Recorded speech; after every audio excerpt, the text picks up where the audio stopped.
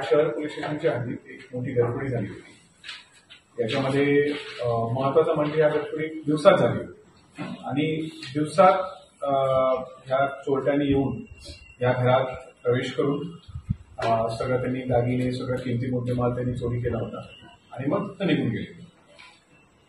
ह्यानंतर या केसमध्ये गुन्हा रजिस्टर करण्यात आला। त्यानंतर आमची फॉरेन्सिकची टीम, स्थानिक गुन्हे शाखा, कराच्याची डीबी असे सगळे म्हणून त्याच्यावर काम करत होते। सुरुवातीला फार याच्यामध्ये क्लू नव्हता, परंतु काही चांगल्या गोष्टी आम्हाला नंतर याच्यामध्ये मिळून आल्या। काही असे तांत्रिक पुरावे होते, त्याच्यामध्ये सीसीटीव्हीचे काही पुरावे होते, काही मोबाईलचं काय अनालिसिस होता आणि त्याच्यामध्ये काही गोष्टी दिसून आल्या। त्यानंतर आपल्या टीमने कंटिन्यूअस त्याचा पाठपुरावा करता करता ते जिल्ह्याच्या वेगवेगळ्या भागात ज्या ठिकाणी हे चोरटे जाऊ शकत होते त्या ठिकाणी यांनी जाऊन पाहणी करायला सुरुवात केली आणि त्या मार्गावर जाता त्यांना भरपूर क्लूज मिळायला लागले। ह्या चोरी करणाऱ्या लोकांनी त्यांची वाहनं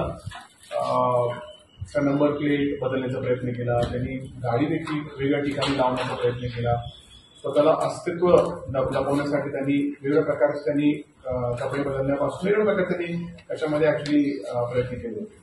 परंतु आपला क्लू मिळत गेला आणि नंतर ह्या आरोपींच्या पाठीमागे आपली टीम फिरायला यांनी सुरुवात केली, त्यांची माहिती काढायला सुरुवात केली आणि नंतर हे आरोपी आपल्याला सापडलेले आहेत।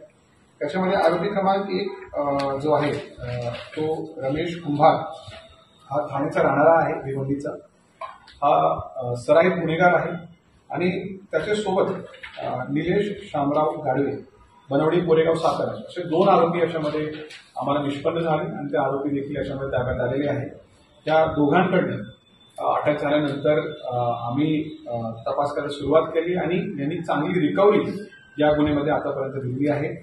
याच्यामध्ये आतापर्यंत टोटल 37 लाख रुपयाचा जवळपास याच्यामध्ये जो सोना आहे तो याच्यामध्ये आपल्याला प्राप्त झालेला आहे। त्याचबरोबर याच्यामध्ये एक वाहन त्यांनी वापरला होता टीहून, ती वाहन आपल्याला सापडलेली आहे।